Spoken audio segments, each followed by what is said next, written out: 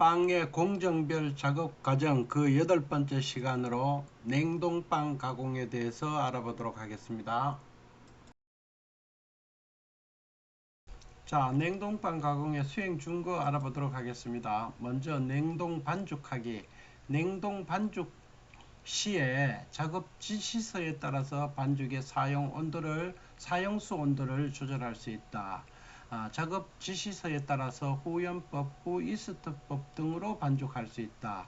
냉동 반죽 완료 시 제품 특성에 따라서 둥글리기 또는 성형을 할 수 있다. 자, 냉동빵 가공할 때 수행 준거 하고 있습니다. 자, 냉동 보관하기. 분할 또는 성형 완료 시 작업 지시서에 따라서 반죽의 냉동 조건을 조절할 수 있다. 냉동 완료 시 제품 종류별 작업 지시서에 따라서 포장 단위에 맞게 포장할 수 있다. 냉동 제품 포장도 아주 중요합니다. 생산일 유통기한에 따라서 선입 선출을 기준으로 보관할 수 있다. 냉동 반죽 배송 및 운반 시 반죽 온도를 기준으로 운반 관리할 수 있다. 다음으로 해동 생산하기입니다. 해동 시 작업 지시서에 따라서 상온 또는 냉장에서 해동할 수 있다. 냉동빵 생산 시 작업 지시서에 따라서 냉동 반죽을 제품화할 수 있다. 냉동빵 생산 완료 시 작업 지시서에 따라서 품질 관리를 할 수 있다. 우리가 냉동빵 가공에 수행 준거를 하고 있습니다. 이러한 것들을 우리가 냉동빵 가공에서 공부해야 된다는 뜻입니다.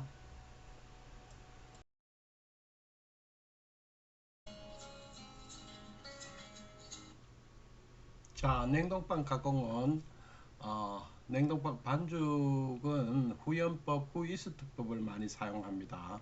그리고 글루텐은 100% 치는 것으로 되어 있고요.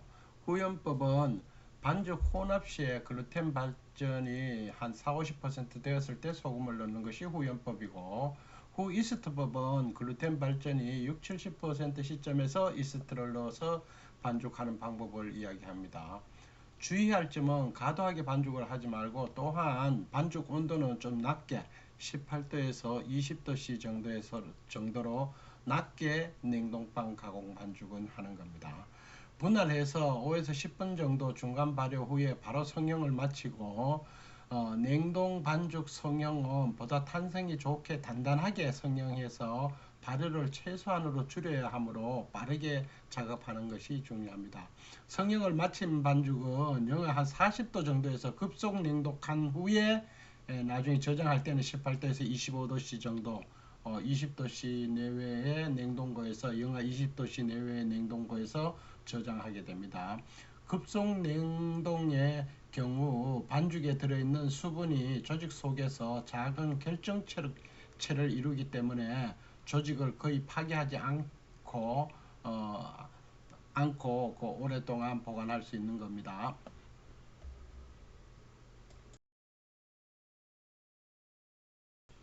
자, 냉동 반죽의 주의점에 대해서 보도록 하겠습니다. 물이 많아지면 이스트가 파괴되므로 가능한 한 수분을 줄입니다. 70% 내외로. 냉장 중 이스트가 줄어서 가스 발생력이 떨어지므로 이스트 사용량을 늘립니다. 보통 한 3.5에서 5.5% 정도 사용합니다. 우리가 보통 반죽에서는 한 2~3% 사용하죠. 자, 소금은 반죽의 안정성을 도모한다 했습니다. 그래서 한 2% 내외에서 사용하고, 냉장 중 이스트가 죽어서 한원성 물질이 되어 반죽이 퍼지므로 되직하게 반죽한다 했습니다. 저장 시 영하 40도에 급속 냉동하고 18도씨에서 25도씨에 보관하여야 이스트가 살아남을 수 있답니다. 그리고 급속 냉동 영하 40도에서 해서 그렇게 낮은 온도에서 저장하는 것은 아니고, 저장은 한 20도씨 내외에서 한다는 거 기억해야 됩니다.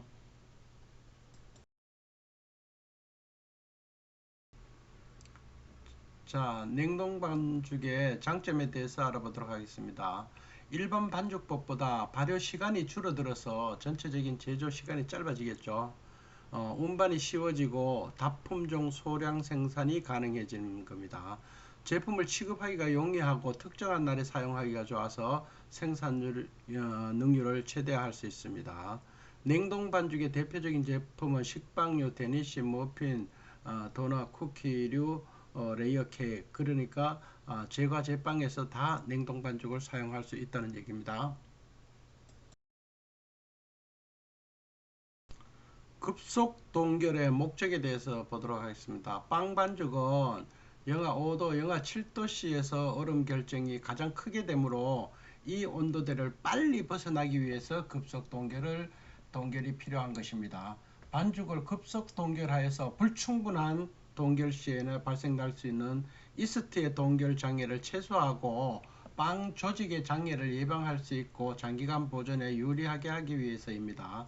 이스트가 죽지 않는 게 중요하죠. 그래서 요 급속 동결이 천천히 이렇게 하게 되면은 이스트의 동결 장애가 더 많이 온다고 합니다.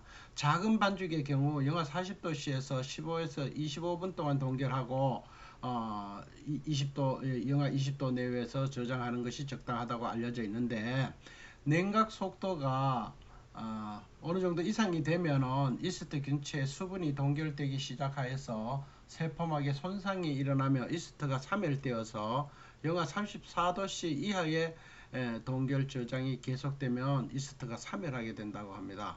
그래서 급속 냉동, 영하 40도씨에서 급속 냉동시켜서 보관은 반드시 영하 20도 정도에서 보관, 유통해야 된다는 것입니다. 냉동 반죽은.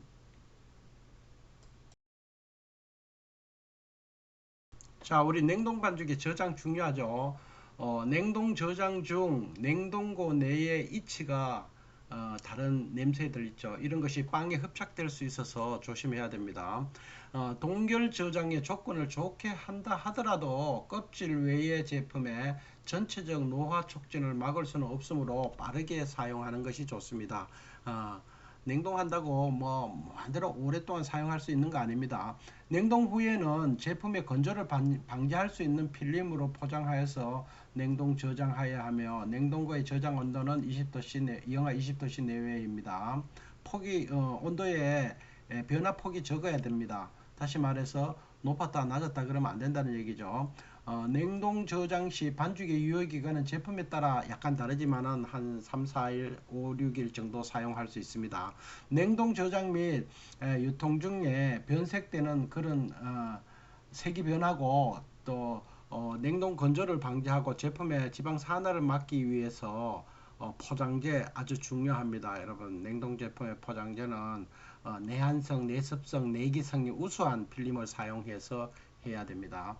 냉동고의 습도가 25에서 30% 정도인 점을 고려할 때 완벽하지 않은 포장을 하게 되면은 제품의 건조 현상을 막을 수가 없습니다. 자, 냉동된 제품은 해동을 해서 사용을 해야 되겠죠. 해동의 조건에 대해서 알아보도록 하겠습니다. 표면이 과도하게 젖으면 오븐에서 터지게 되며, 반대로 건조하면 색깔이 나지 않고 반점이 생깁니다. 그래서 적절한 수분이 있는 곳에서 해동을 해야 된다는 뜻이고요. 해동 시 표면 수분의 적절한 유지를 위해서 리타드로 해동하거나 실온에서 해동할 경우 반죽 표면에 비닐을 덮어둔다. 비닐 덮어도 잠깐 붙으면 안 되죠. 이거 주의해야 된다. 제품에 따라 다르다. 이렇게 생각하시면 되겠습니다. 실온 해동의 경우 비닐을 덮어 해동하면 공기 중의 수분은 비닐 위에 응결돼서 반죽이 과도하게 젖지 않게 된다. 해동 후에는 비닐을 덮어서 건조를 방지하면서 작업을 해야 된다. 냉동 반죽을 반죽 표면과 중심부를 가능한 동시에 해동하는 것이 이상적이나 열 전도율이 낮기 때문에 반죽 중심부까지 온도를 올리는데 시간이 걸립니다. 그것을 어떻게 조절하는가 중요하겠죠. 겉과 속이 동시에 같이 해동되는 게 좋다는 건데, 그것은 이론상 그런 거고 실제로 먼저 너무 높은 온도가 아주 중요하다는 뜻이죠. 너무 높은 온도에서 하면은 밖은 녹았는데 속에는 너무 녹지 않으면 안 된다, 이런 뜻입니다. 지나치게 높은 온도에서 해동하게 되면 표면이 발효되어 버리고 발효된 반죽은 이산화탄소에 의해 만들어진 많은 기포를 함유하고 있기 때문에 더욱더 단열성이 커져서 중심부에 열이 전도되는데 시간이 많이 걸리게 되는 것입니다. 천천히 시간을 두고 실시하되 표면을 마르지 않게 해동해서 구워야 빵의 표면이 거칠지 않고 매끈한 냉동빵이 되는 겁니다.